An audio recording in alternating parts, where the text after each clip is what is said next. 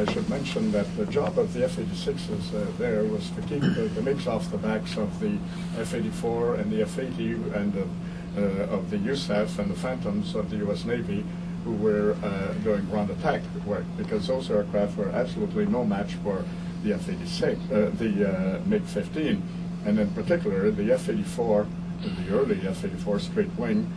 It could not climb, outdive, outturn, or outspeed the MiGs by any stretch of the imagination. So they needed this kind of cover with the of the F-86s.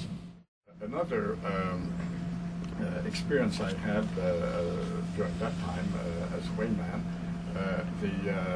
my leader was pursuing a MiG, and we came down to, I would say, at about 10,000 feet, and really all out, high speed, and trying to follow a MiG. At about that height, at that speed, the guy decided to do a half roll and pull through. Well, we knew he wouldn't make it, and we didn't follow him in that pull through. But as he was coming down, and just before hitting the top of the mountain, he was firing his guns for all he was worth. I don't know why. Either he was sort of panicking and seizing the button, or perhaps he was trying to lighten his load. And his whereas we didn't have a radar. But in this particular instance, our radar picked up these two. Maybe more, I don't know, but we were vectored onto them. And as we're climbing up to around 25,000 feet in the area of Sarawak here, we saw these two MiGs who were flying back home, and they were climbing up. So presumably they'd been down in some kind of a hassle. And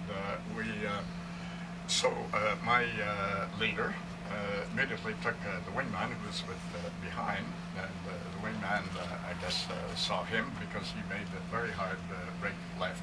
And the leader, who was on the right side, of course, did as you would expect, or certainly I was expecting, was to sort of pull up and do a hard turn to get on the tail end of my own leader. And I was expecting that, did exactly the same thing, and I was right on to him. And then I guess he saw me, and we had some pretty hard maneuvering, but I was determined I would not let him go. So my first shots hit the MiG in the left wing root. I could see the hits coming up, and then I adjusted my shooting to get at the engine behind the pilot, and by that time he straightened out, so I skidded back into his smoke at the back. They kept on shooting just to make sure. It seemed that I was shooting for a long time, but there weren't too many bullets that were fired. It just, in situations like that, I guess, because your mind is working fairly fast, you think it's a long period, but it wasn't. So immediately, and while I was in the smoke and couldn't see anything, there was a big shadow that came over my coupe top, and I immediately got out of the smoke and flew formation with an airplane with an empty cockpit that I bailed out. Later, that kill was confirmed by others who saw the parachute and others who saw the airplane on the ground that crashed at Sarawak. I was just wondering how many old Sabre jocks are in the audience tonight. Could I have a show of hands, please? Higher.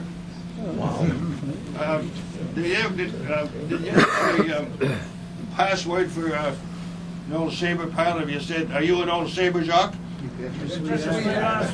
What's that? Bet your sweet ass I am. Bet your sweet ass I am. That's the password. There's another one about the Sabre pilot. See, you can tell a bombardier by the ring around his eyeball. You can tell a transport pilot by the spread across his rear. You can tell a navigator by his sextant maps and such. And you can tell a fighter pilot, but you can't tell him much.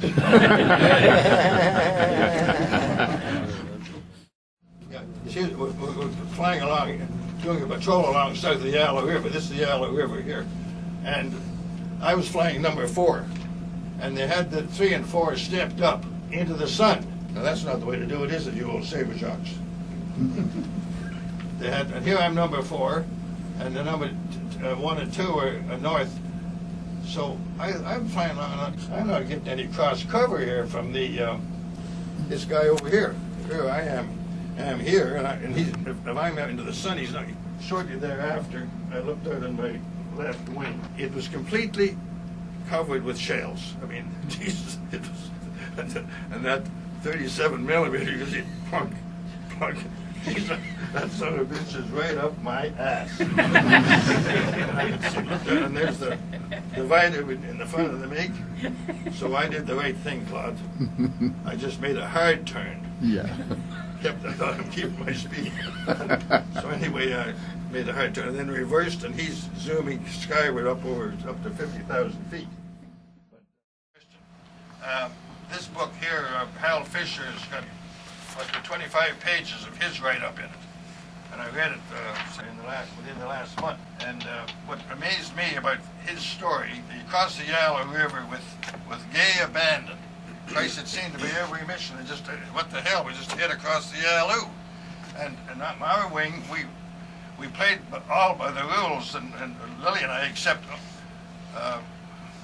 once.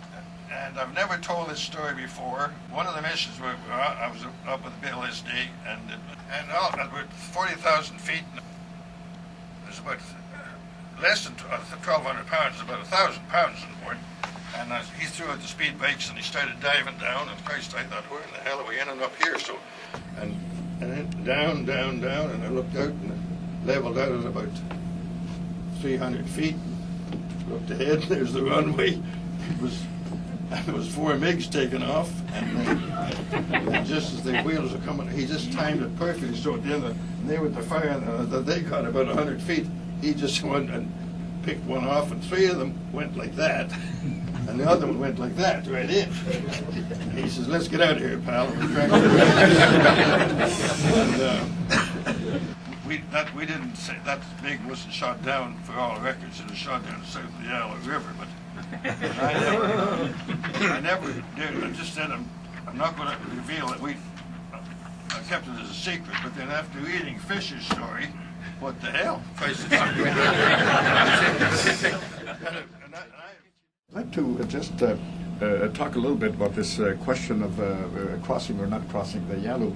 Yeah. Of course, officially we're all told you can't cross the Yalu. From time to time, as Eric has mentioned, this did happen, and if you had on your cine film a picture of the runway just underneath the MiG, that was a dead giveaway. Fix that all right. Yeah, but from that, get the film for anybody else got it. Yeah, but what people were concerned about were the talks going on in Panmunjom. When it looked like things might gel and might come to an armistice to stopping the hostilities, then the authorities were very, very watching this, because, of course, if there's any Sabre going into Manchuria, this could throw up the talks. And when our boss, which was then Colonel Gabreski at my wing, would say, look, nobody's crossing the Yalu, and my lieutenant colonel, myself, will be patrolling the Yalu, and anybody seen going up or coming back is going to be court-martialed. We kind of figured they were serious then. Thank you for sharing your experiences. I just want to end with a final point here, that RCF pilots accounted for nearly 900 combat missions over Korea, with 9 kills, 2 probables, and 10 damaged. So, thank you, gentlemen.